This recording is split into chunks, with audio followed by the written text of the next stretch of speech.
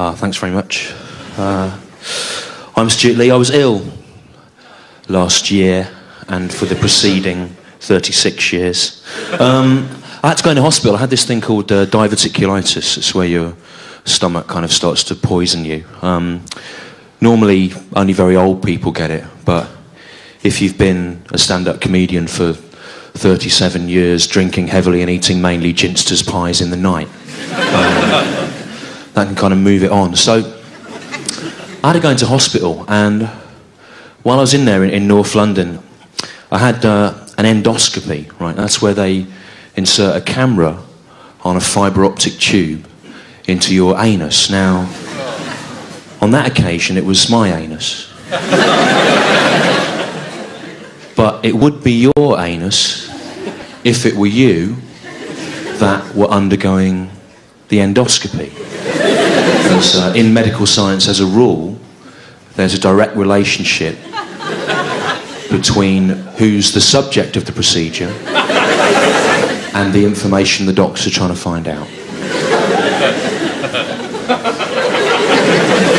That's why you can't send a friend along instead. Even if they really love investigative surgery. It has to be you. Anything else is a frivolous waste of time. So, I was in there, I was lying on a slab, and I was naked, except for one of those kind of third-length floral print hospital gowns that go down to about there. Now, I've never understood the design of them, because as a man, I'm not ashamed of my breasts. What I want concealed are my genitals, my penis, my two testicles. They're the source of my shame.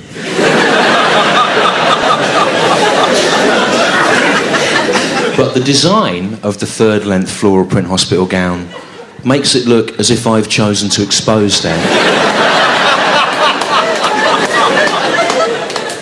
in a coquettish fashion. Which I would never do. I wouldn't do that. So I was being wheeled into the endoscopy, and I was lying on a slab, I was naked, third-length floral print hospital gown, and I had a fibre optic tube inserted into my lubricated anus. And then suddenly, out of nowhere, this is true, the doctor said to me, "Oh, I see from your notes that you are a famous comedian." And I said to him, "There's a problem with that sentence, isn't there, doctor? Which is that if the phrase, 'you are a famous comedian,' is preceded by the qualifying phrase, 'I see from your notes.'" No, I'm not anyway. And then the nurse interrupted rather aggressively. She went, "Well, I've never heard of you." As if it were I that had arrogantly introduced this vain and boastful notion into the endoscopic procedure, which hadn't done. I said, "Well, I am a comedian." And she said, "Well, you don't look like a comedian." And I said, "Why?"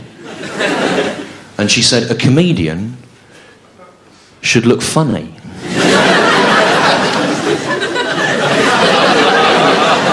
Now, at the time,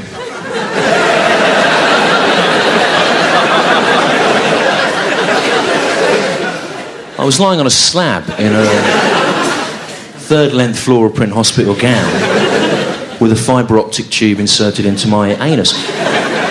If I'd seen that,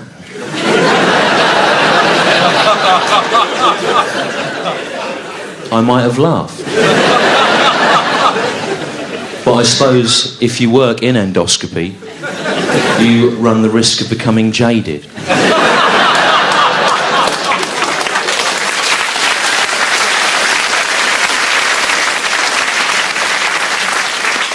So I said to her, "What do you mean a comedian should look funny?" And she said to me, "A comedian," she said, "should be the sort of person," she said, "that as soon as you look at them," she said, "it makes you want to laugh," she said, "like Joe Pasquale."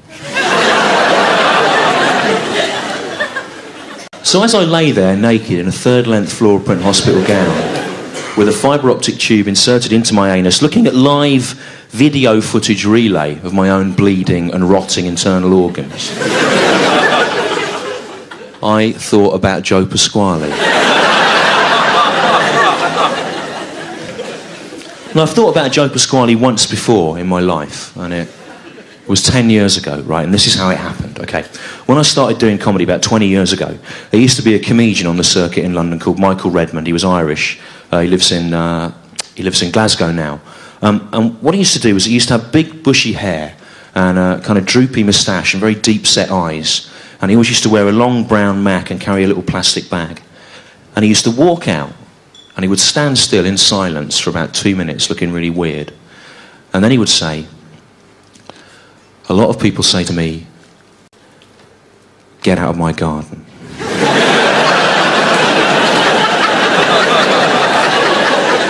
Now, as far as I'm concerned, that is the greatest opening line ever. And not just to a comedy set, to anything. I don't think there's a book or a play or a film that couldn't be improved by having that as it... The book of Genesis would make a lot more sense if it just...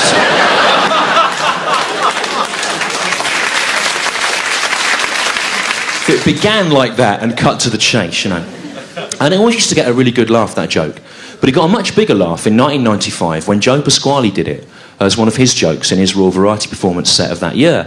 And there's always been a kind of tradition of mainstream acts kind of borrowing our material. In fact, you might remember at the end of 2004, Jimmy Carr had to take Jim Davidson to task for stealing some of his material. Although, to be honest, if Jim Davidson can steal your material, maybe it's time to think about writing something else.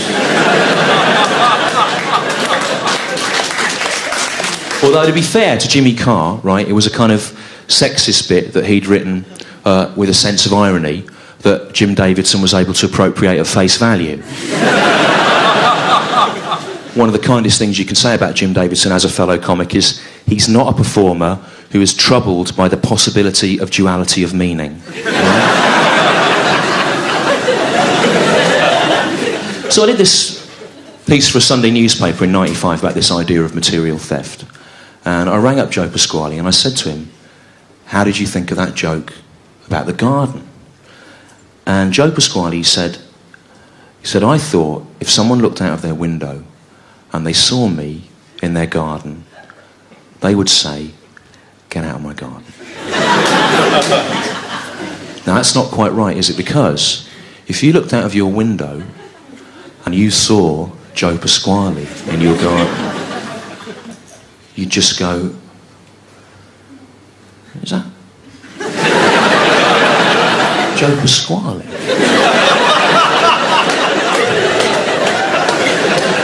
In the garden.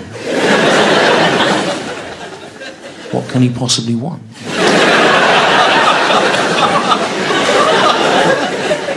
Because that joke only really works if an anonymous weirdo is saying it. As soon as you introduce a celebrity into it, it's structurally compromised. Well, it is, isn't it? You know. So I said to him, "Are you sure you wrote that joke?" I think it's one of Michael Redmond's jokes. And he said he couldn't remember if he'd written it. And it is difficult to remember sometimes if you've had an idea, especially when they occur as thick and fast as they must do in the mind of Joe Pasquale. On an almost biannual basis. And then he said he thought one of his writers might have written it, and it turned out what he meant by writers was not so much people that wrote for him as people that went around writing things down that other comedians had said. But there's a kind of belief amongst the kind of mainstream acts. They say it's not possible to copyright a joke. They say you can't own a joke. So, bearing that in mind, I've tried to write a joke that Joe Pasquale won't be able to steal, right? And it goes like this. Joe Pasquale goes into a bar. He says to the barman, "I'd like a pint of beer, please." And the barman says, "Why don't you just come around the bar, help yourself to the beer, and then walk off without paying for it?"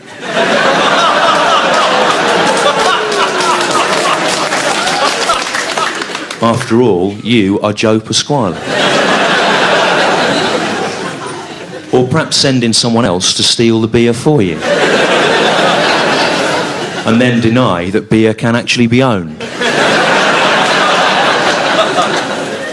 Say that you find the very concept of the ownership of beer hard to understand. Or better still, insist that it is your beer and that you brewed it at home in your house. Even though your home lacks the most rudimentary of brewing facilities. Thank you very much indeed.